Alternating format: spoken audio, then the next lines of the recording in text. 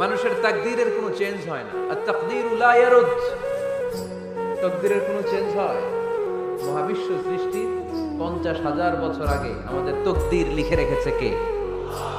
এই তাকদীরের কোনো চেঞ্জ নাই।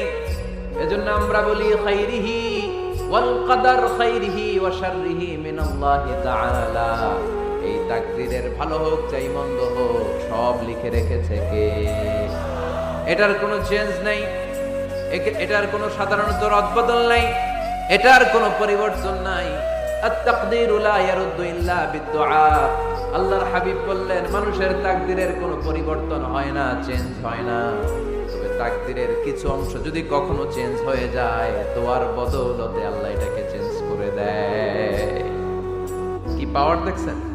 তাকদীরও চেঞ্জ করে ফেলে দোয়া, তাকদীর চেঞ্জ হয়ে যায়। আমরা প্রায় শুনি মুমূর্ষু রোগী, ক্যান্সারে আক্রান্ত, বাংলাদেশের সবচেয়ে বড় ডাক্তার ঘোষণা দিয়েছে বাঁচবে না, বেশি বাঁচলে 3 মাস। কয় মাস? এরপরেও দেখা গেছে উনি 10 বছর বেঁচে ছিল। এরকম নজির এদেশে আছে না নাই? কিভাবে বাঁচলো? দোয়ার বদৌলতে। কিসের বদৌলতে? তো এটা যে অনেক গুরুত্বপূর্ণ, এটা কি আপনারা ফিল করেন?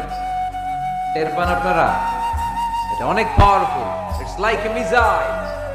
যুদ্ধে যেমনি সেনাবাহিনীরা মিসাইল হামলা করে, মিসাইল হামলা করলে যেমনি মিসাইল লক্ষ্যবস্তুতে যে ভেদ করে, দোয়ার মতো দোয়া করতে জানলে দোয়াটাও লক্ষ্যবস্তু যে স্পর্শ করে। সুবহানাল্লাহ পড়বেন না?